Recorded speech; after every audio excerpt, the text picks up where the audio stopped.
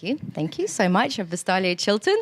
I'm the curator of the Exhibitionist Hotel, and also I've got a double job. I'm the director of the Kensington and Chelsea Art Weekend, and you've got these lovely little booklets around that will show you what else you can do and what else you can explore during the Art Weekend.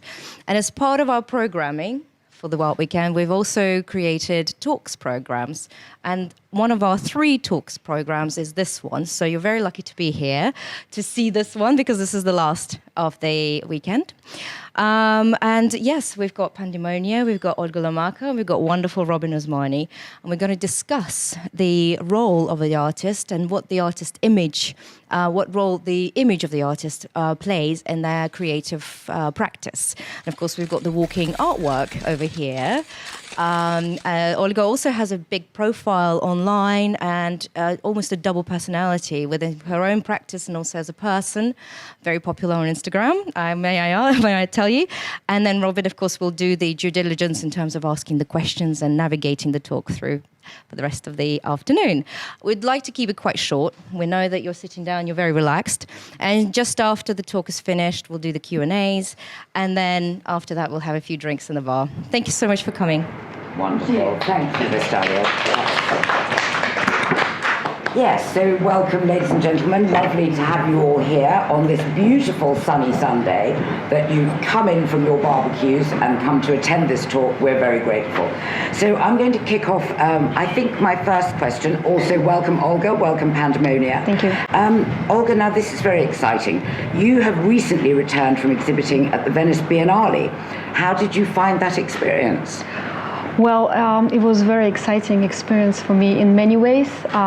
First of all, because of the fact that it's kind of a new stage for development in my career. Yes. The European Culture Center chose 2 of my sculptures, Infinity Fantastic. and Moss Cream, for their exhibition Personal Structures in context of Venice Biennale this year. Yes. And so Moss Cream sculpture is located outside in famous Giardini Marinese. So if you visit this summer Venice, I suggest to look at it. Go and have a look at it. Yes, absolutely. And Infinity is placed in Palazzo Bembo. Infinity actually is a part of my Pink Magic series, and some of this artwork you could see here at the hotel. And that installation was exhibited and curated by Grayson Perry, marvelous. Last year at the summer exhibition in the Royal Academy of Arts. Yes, and congratulations, by the way. It's wonderful to have work at the Royal Academy. Fantastic. Was it your first trip to Venice? No, I've been there many times, but actually it was the first time when I was participating. As an exhibitor? Yeah, I was a big fan. Yes, and absolutely. I think still it is. So. Absolutely. So I will come to Pandemonia in a moment, but I wanted to ask you, you work in the pop art genre. Where do you find the inspiration to see the artistic potential within everyday objects? And certainly this Pink Panther series as one example. Where does your inspiration come from? Well, my inspiration comes and all my ideas from immediate environment.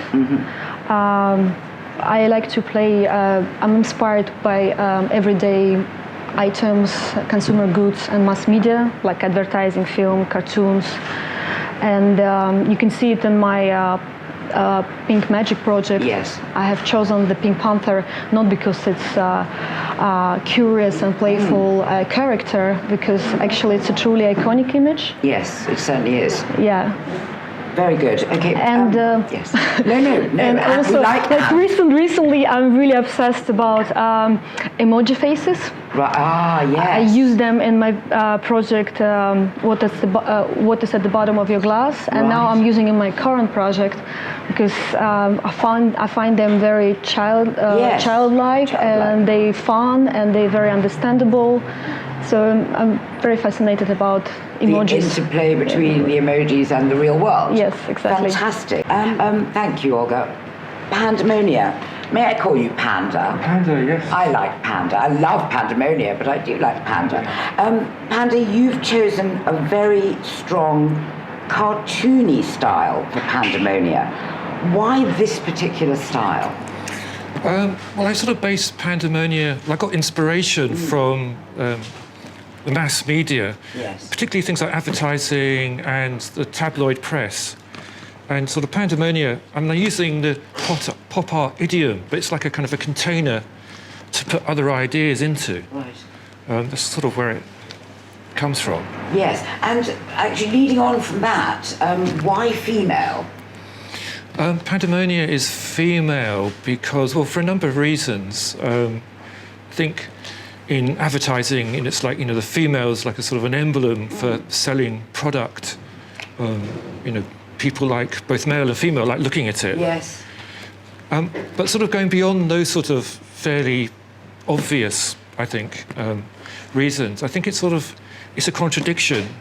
So by myself performing Pandemonia, it's like there's this sort of the image, the ideal, the image, which is like a kind of a human construct, and there's nature, and I'm sort of battling the two. So like Pandemonia, as Pandemonia, I can't really breathe, my skin can't breathe, and Right. it's very hot, Yes. and this sort of perfect image is kind of an impossibility. Yes. And the fact it's a female image, it's like, well, all of it's obviously not quite true, is it? It's all about the veneer. So is Pandemonia really a female or not? Yes. So it's like, Roland Barthes would talk about, it's like sort of the punctum in the photograph. It's like, it's there on purpose to sort of disrupt. Yes, and for people to have a debate. Yeah, to have Yes. a debate, yeah. Yes. Sort of wonderful. juxtaposition. Yeah. Thank you. Thank you, Panda. Olga, I'd like to come back to you. How do you see the links between the worlds of art and the world of fashion design? And I think I might come to you with that after, if I may, Panda, but Olga first. I think fashion is a form of art. Yes. And I think when designers create something, they put kind of the same amount of creative energy, Yes. the same as an artist. I don't see the difference between a poetry or a painting or a piece of nice garment. And It's something that is aesthetically pleasing. yes, and I think designers, they also passionate as an artist about form and shape. They very obsessed with color, and they also go back to historical, cultural references. Yes. The same as an artist, and they find this collaboration between designers and artists existed for a long time. We can see it on catwalks every day today. Yes, of course. And the history actually go back all the way, like starting with Salvador Dali, when Yes, he of course. collaborated with Elsa Schiaparelli, Right, of course. when they created that lobster dress. Yes, yes. And then it was developing in 60s, when pop art was booming. Designers found like a new potential inspiration in pop art. And I think designers and artists, they kind of hanging out in the same crowd, inspiring each other. And I think they share kind of the same culture. And not to mention all these designers this time, like Jeff Koons, who Yes. collaborated with H&M. Of course, yes. recently. For example, Takashi Murakami did a lot of collaborations with major brands. Yes, yes. And so nowadays, designers, artists, they take role as a designer when they collaborate with major brands. And I think it's an interesting thing. Yes, absolutely. Thank you. And actually, yes, definitely to you, Panda, that same question. The links between the worlds of art and the worlds of fashion design, because of course you were the muse for campus shoes. That's so right. So can you take that a little bit further for us? Well, I've got a lot of things I can say on this. I mean, they're different pinnacles of culture. Yes. But they have different ends, don't they? I mean, essentially fashion is about selling clothes, and art is about art. It's about sort of, I suppose it's supposed to be about sort of describing the world or about some kind of spirituality. They're both a bit about selling an image, though, aren't they? Very much, very much so. And I think fashion, you know, with Instagram and stuff, fashion's got a lot to say about, you know, how you describe yourself through sort of capitalism. And I think that's something fashion has got. And I think the art world is moving over more towards the fashion world. You see how they're becoming much more commercial and more money orientated. How artists are sort of seeing themselves as brands. And I don't necessarily think that's a good thing, actually, because I think, you know, art, it's not pure. Money distorts and muddies things. And if it's just purely about selling, you're sort of you're missing something important. Yes, it's got to be about something else. Yeah, there's more. There's more than the dollar. You know, that's like, you know. Yes. Okay. I think that's one point. Yeah. So what was your other?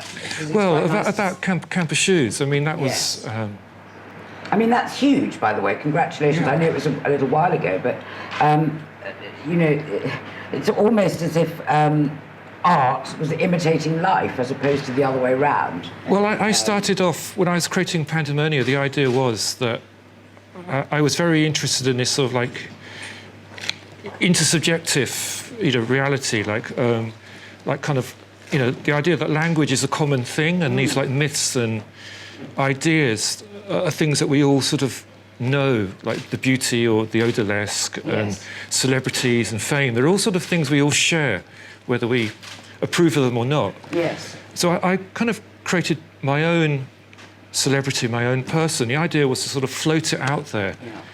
And I used social media to put it out there into the public domain and the public conscious. Yes.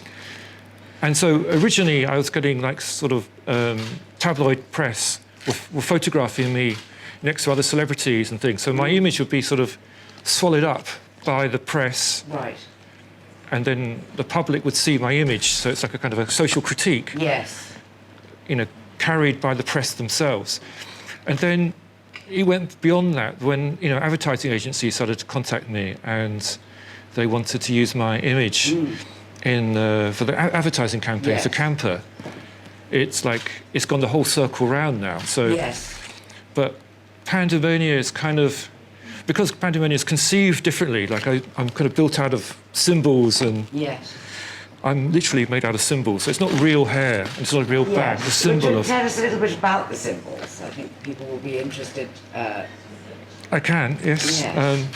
Well, I was very interested in semiotics, like in advertising. So instead of like creating a real person, I created a person out of sign. So I have like a dog, which is a symbol of a dog.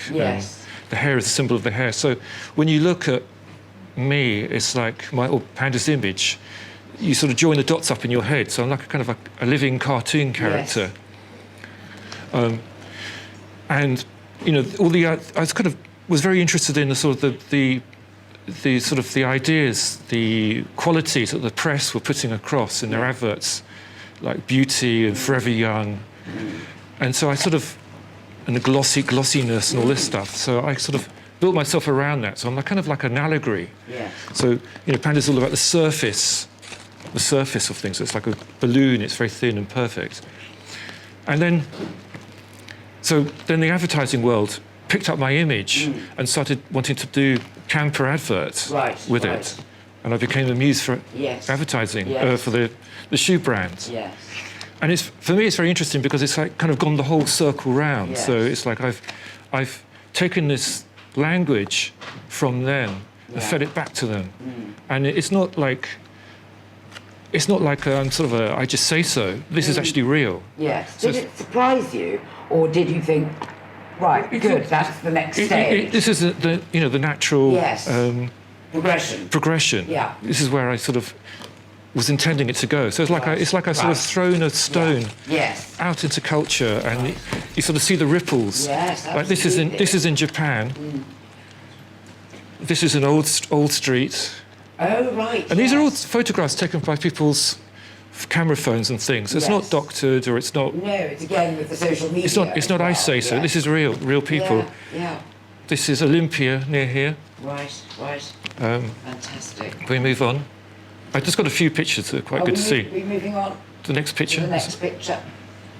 This is, Oh, yes. and then it kind of went further. Like people, we did a towel as well, and then the public around the world started to sort of Really. do their own versions of Yes, pandemonium. Yes, isn't that amazing? So with a towel, they would sort of make holiday pictures Yes. themselves. Yes, no, that's fantastic. This is the advert.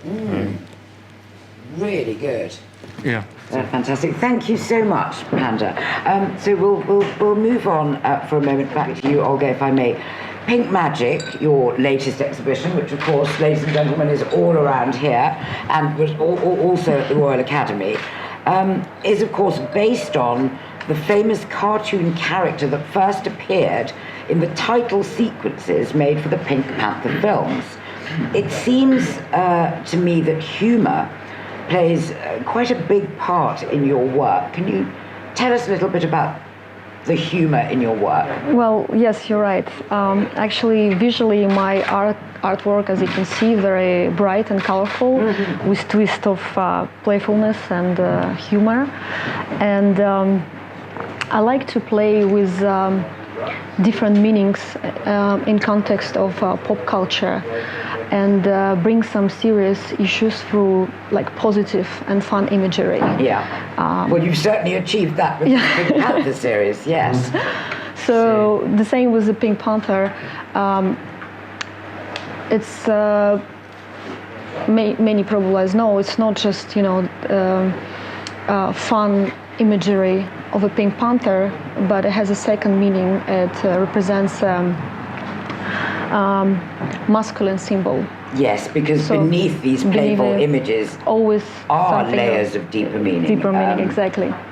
Gender roles, male and female. Talk just a little bit more about. Well, the whole project Pink Magic is about interplay between feminine and masculine. Yeah. And actually the sexual force that leads to procreation and now existed on this planet. So that's the whole thing behind the project. Yes. And for me, it's very important. Yes, no, absolutely. Also, it is important, we know this, but I wanted to ask you, and we touched a little bit about this earlier, and I would like to come to you, Panda, as well, if I may, after Olga has talked a little bit about this. Is it important for an artist to have a strong personal image to project, especially in these days of social media? And as examples, I was thinking particularly of Pandemonia and Grayson Perry. So tell us a little bit about that strong personal image and why it's so important to project that. Well, I think it's important for an artist to have a distinctive image, so the audience could recognize artist immediately.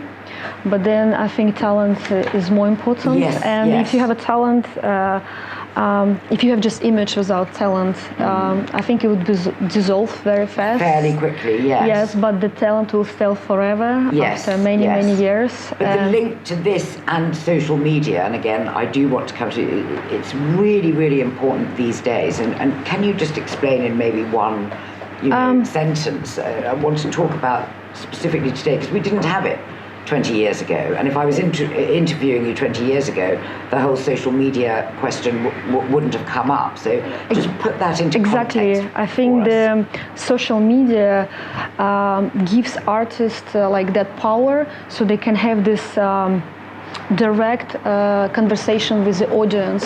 They don't need the gallery or art elite approve them. Yes. If you have a mass of followers who is following you, it's valid enough to show that you accept it and everybody likes your art. I think it makes it easy and it's instant. Yeah. Yes. So quite now scary, actually. I would find that quite scary. I'm not an artist. Yeah, but then it gives artists more freedom. Yes. You don't really depend on situation Yes. it's you kind of can push your career yourself on your own, and that's what many artists do. Yes, a lot of fascinating. That has always fascinated me. Panda, can I ask you really the same question? It's the importance of image in social media today. I think it's a new medium to explore. I mean, I see it as not just a tag on. It's not like I make a picture and I just, I'll hashtag it. It's not at all. It's a medium to explore. It means something completely different. Yeah, and I think in our society at the moment, it's like the virtual is kind of more important, is more real than the real. It's like the image is so powerful. Yes. It doesn't matter, whether the real physical thing is less important than the actual image that you can put out there. Yes. Like we're doing this interview talk at the moment, and it's the video we're doing will be seen by thousands or hundreds of thousands more people than the people in this room. So in a way, it's like this. The other is more important than the actual physical here. Yes. I find that quite scary. You clearly, I mean... Well, it's been around for a while, hasn't it? I mean, you look at America and advertising, Coca-Cola. Yes. It's like the brand, they understood that the brand, that logo, was so important. And when you go to America or other places, you go to these like kind of shopping malls and centres, and it's all like, they're all like kind of cardboard cutouts, glossy cardboard cutouts with sort of sheds built out on the back, but when you go in, it's like duty free. It's like it's all amazingly glossy and slick. But really, in reality, if you could go around the back, it's just like a container. Yes, absolutely. Where's the back door? Get me out. Yeah. It's taken the shine off the whole. Yes. Yeah, and our world is completely like that. That's.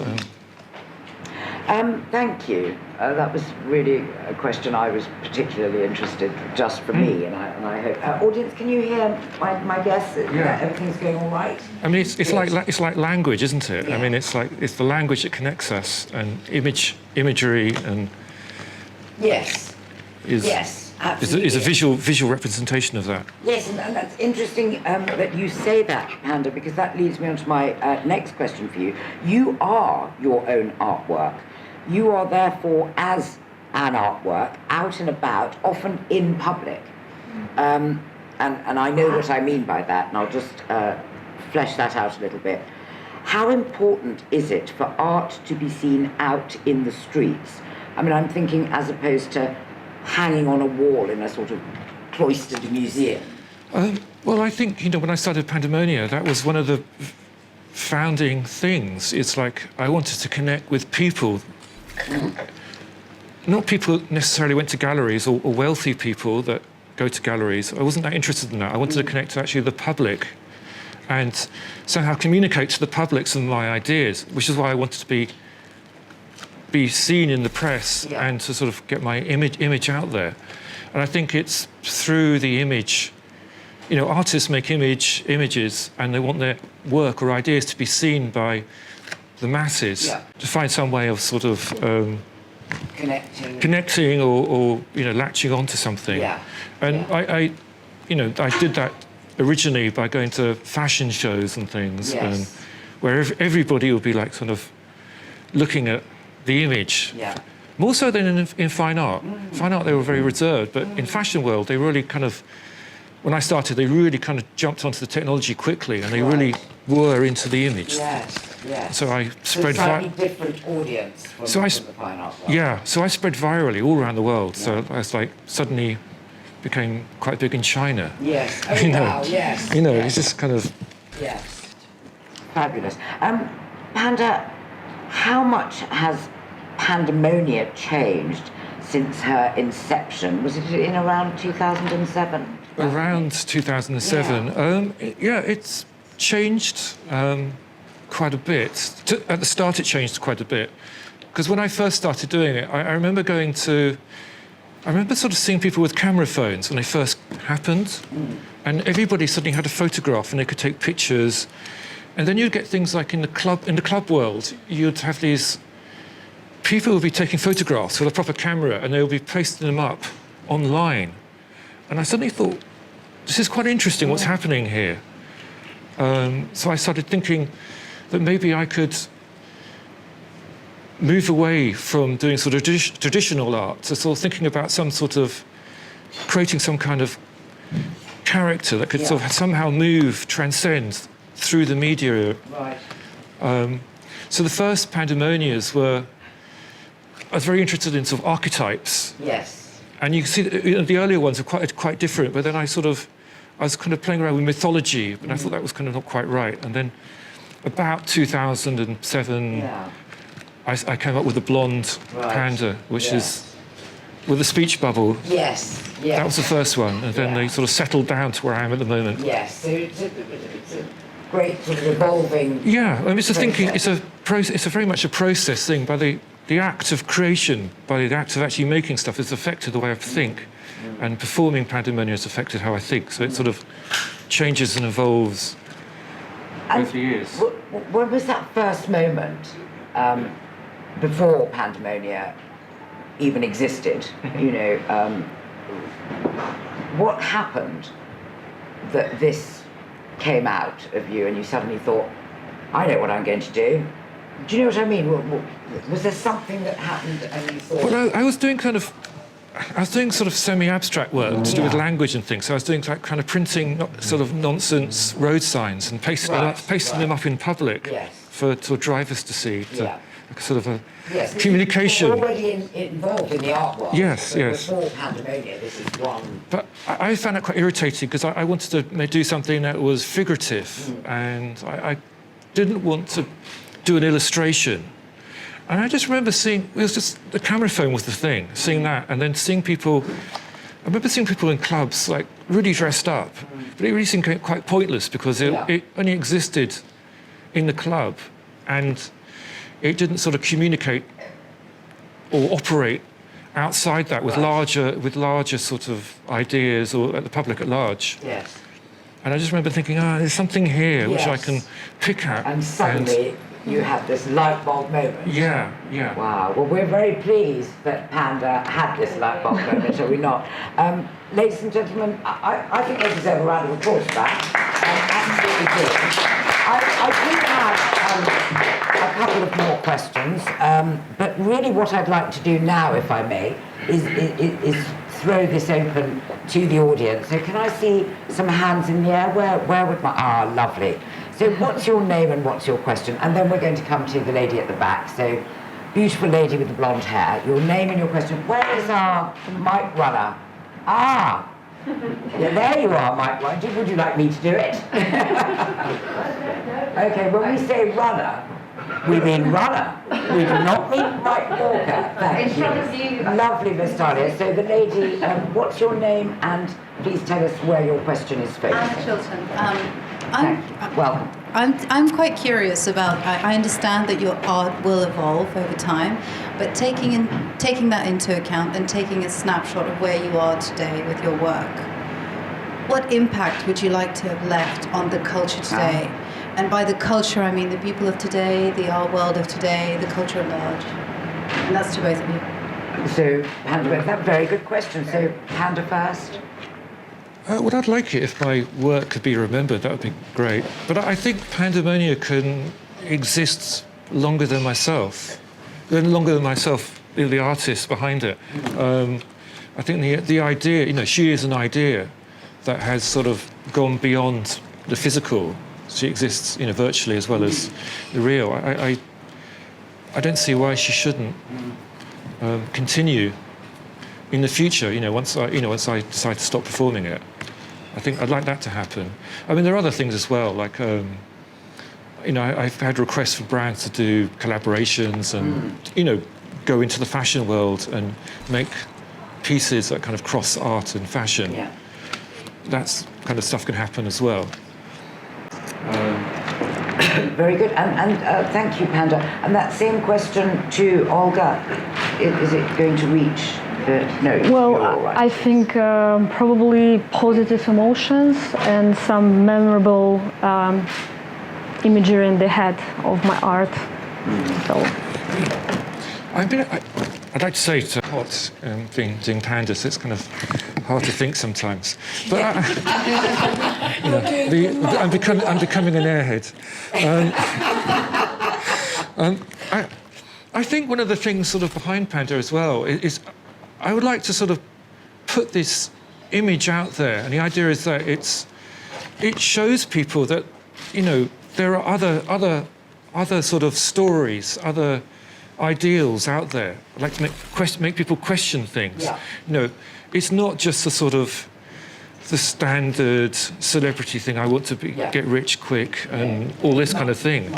You know, it's like I'm not trained. I haven't been trained since birth to go through drama school and you know become one of these identikit people. I think it's to sort of show that what you can do with imagination, what other things are possible. I'd like that to. Yes, there are so many tangents where other avenues that open up, and you're sort of hoping that you can open up people's brains to not just feel this. Yes. And when I did the advert for Camper, I was going around London and Paris and with a camera photographing the adverts, and I'd find people walking down the street, and I'd just stop dead in front of my advert, and I thought that was such an achievement because it's like, obviously. They're thinking something, they're questioning it. And I think that's, you know, they're probably asking, what is this? Or, and the more you look at it, the more questions, like, you know, it's a balloon, is actually someone in there? Or is it really a male or female? Or is it beautiful or not beautiful? You know, it's like kind of, absolutely. It's like a Pandora's box of questions. And so I think that you got your answer to your question, that long may that continue, and why wouldn't it? Thank you, very good question. So our next question is, so what's your name and what's your question? I'm Haruka, and I am a fan from Japan. And do you design your own costume? Will you go back to Japan very soon? So that last bit? Yes. Will you go back to Japan very soon?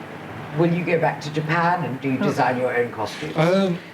I design and make everything from scratch, from hand, and I have absolutely nobody to help me. So it's all you. Yeah. Yes. I would like people to help me, but it just hasn't sort of worked out like that so far.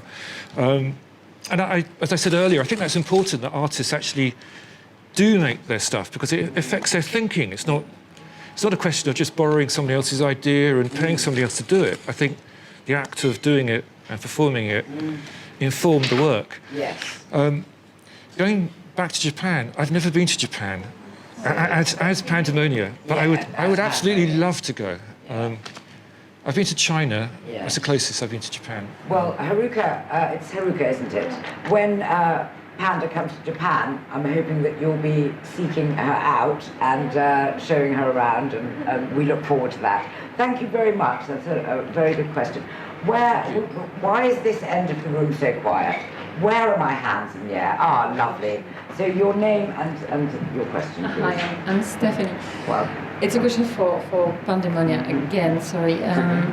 I remember very vividly seeing you for the first time at Hongsha Venice in private view. I think it was in 2008, so that's a long time ago. Oh, wow. And my first thought was, wow, what a beautiful Warholian moment. Because to me, that was a 15 minutes of fame. I didn't realize that you were going to embrace this role for a long time. So I thought, wow, this is fabulous. And my question is totally trivial, but how many outfits do you have? The answer is not enough. not nearly enough. I've got about, I think I got about towards 100 or so. But I've run into problems. I've run out of space. I need more space to put stuff and space to make stuff, and it's like it's sort of. I'm slowing down at the moment, which is not what I want. I'm just sort of going towards drawings and virtual, paintings and drawings because it doesn't take up as much space or time, actually. Well, start looking for a slightly bigger property because we don't want this to end, do we? Make a fashion show, running all your clothes and showing. Yes. But I live in London. I live in central London. That's difficult. It is difficult, I know. And Panda couldn't really work in the suburbs. It's we love to see Panda walking around Tunbridge Wells. It just wouldn't make sense there. And the taxi drives, taxi, taxi would be way too expensive. Actually, that is another point. How do you get about? I mean, it is warm. Oh, taxi. It's all and there was supposed to have to be a black cab, not one of those little mini cabs, because of course you wouldn't pay. The problem is all the taxi drivers all start knowing who I am, Yes. so it's a kind of, I have to keep sort of changing my, Brilliant, thank you. keep changing my way of moving around. Thank you very much, great question. So we have a question, yes, gentleman in a rather groovy hat, right at the back. What's your name? My name's Daniel, and it's a question to both artists. Okay, so we start with Olga. Yeah, so Yes. what's next? Very good question. I had it here, but you've done it for me.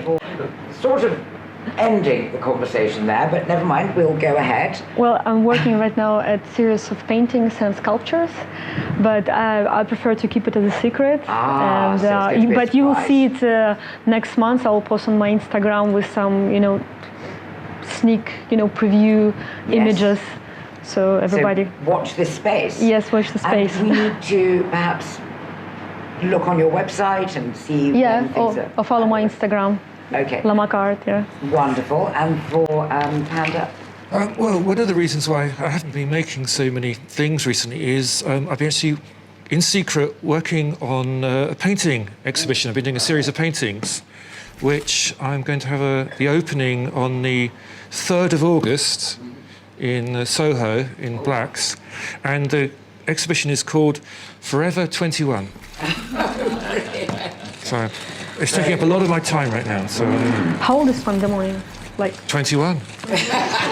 Come on, come on. I'm ageless. So, Yes, very good. Thank you for that. So, gentleman in a rather nice pink shirt, what is your name and what is your question? Thank you. Thank you, I think all the Panda fans on this side of the room. Yes, I'm going to get very cross with you in a moment. I will have a question from this side of the room, I can assure you. Yes. So my name is Breno, and actually the question is for both. Both seem very active in the Instagram, social media. So how often do you talk with your fans, and how much they influence your work? Oh, okay, very good. Olga, if you'd like what was to take the this second question? How much? So you have a big presence on social Yeah. media. What's the last How one? often do you interact with your fans, and how much of an influence do they have on your work? Is that right? Yes. So that's good. There's 3 questions in one. Very good, Breno. Is it Breno? Yes. We like that. Well, it's a very hard question because I have 2 Instagram accounts. I have a Yes. personal account, which is apparently has, for some reason, more followers than my art account. Well, let's And go with the art account. the art account, I try to post maybe like 1 post a week, and then I just get some comments about whatever I post. But usually it's something informative or my inspiration. So, and for my personal, I'm trying to do like once a day. And I think that's a very interesting question, Breno. Do you get inspired by some of the comments from your fans? Do you find inspiration from them at all? Well, sometimes I find interesting ideas that I keep in my head, and sometimes I can kind of integrate it in my art. Yes, so that really is how it works. This is social media in action. Panda, over to you, that same question. Yes, I mean, I use social media a lot. I mean, I'm not posting quite so much at the moment. I just post when I have something to say. I'm not sort of, I don't know, I feel social media's changed so much over the years. It used to be, I used to be able to put something up and I could guess pretty accurately what the reception would be. And now, I don't know, they change the algorithm around so much. I don't think it's real anymore. So I only put stuff up when I want to put it up. And I try and not look at it as much as possible, actually, because I don't think it's very healthy. But I do have good conversations with people. Occasionally, you get some good stuff. I remember on Facebook, I used to have a Facebook account that got closed down by Facebook, which is really annoying. And I lost this person I was talking to. Some kind of anarchist he ran a bookstore somewhere. And is that the reason it was closed down? No, God, no. Okay. No, it was closed down because Facebook, they want to sort of, you had to be a real person. And they're saying, well, Pandemonium's not a real person. How so very dare they? I know. Yes. Oh my. But I had these great conversations with this guy about the French situationalists. And it's very interesting stuff we were talking about. Yes. But anyway, I lost him, and I don't know his name. And Oh, that's tragic. yeah. Okay, that's a Q&A. Can we do that as well next time? That's amazing. There's a huge story there. Yeah, I lost it. But I mean, I find Facebook very annoying, the way they kind of control so much. Like, you know, Pandemonia Panacea. I didn't want Panacea. You have to have a surname to be on Facebook, and it's like, so they're controlling even your name. And of course, that was the first level of social media, wasn't it? Am I right? Was that was no, there are other ones before, wasn't there? There was MySpace. Yes, of course. You have to pretend you're I think in Indonesia. You have to open an account if a friend of mine has died with just his first name. Yeah, you have to pretend your location is, I think it's Indonesia. Right. And then you can have just your name. That's Try again just to annoy I could try it, yeah. Just to annoy them. I mean, I'm on Facebook, but it's like I don't really bother with it too much. It's, Very good question. Thank you. Now, marvellous. I'm delighted. So, what is your name and who is your question for? So my name is Claire, and a question for both of you. I've come today with my children, and I think it says a lot about your art and kind of the very bright images. That means that they've come and they've been very interested in what you've had to say. Is that something that you consider in your art for both of you? Question, you know, how you appeal to the younger audience. Olga first. The question. The younger, the better. No, I'm just kidding. Yes. Well, of course, it doesn't matter what age is a person who is appealing to the art, and I think it's amazing that new generation is, you know, raised maybe on Olga Lomaka's or Panda's art. And yes, and of course they're so savvy with the social media because of course they've grown up with it. So, yes. So it's. I was very conscious making Panda that I wanted everybody to like it. Yes. It's, you know, bright colours and things. I mean, I designed it around the idea of a logo, like sort of it's kind of advertising textbook stuff. It's all about simple silhouette and logo and simple colours, so everybody could like it. And easily recognisable. Yeah, it's like a spoon of sugar. Yes. You know, it's like sweet and easy to digest, and maybe you might think beyond that, or maybe you don't think beyond that, and that's cool as well. So, could we have the microphone on this lovely little gentleman? I don't want to embarrass you, and if you're shy, I'm very sorry. But could you tell us, what do you think of what you've seen today? And because Mummy was saying that it is interesting. Do you have any thoughts on that you can share with us? What do you think of Pandemonia? Interesting, colourful to look at, or perhaps? No, I'm not going to force you, sweetheart. What I might do is, yes, I've rather jumped on you. But they said, what's your name? Benjamin. Ladies and gentlemen, let's have a big round of applause for Benjamin. Thank you very much. And I would also like to have a huge round of applause for my guest today. Please, a big round of applause for Olga Lomaka. Thank you.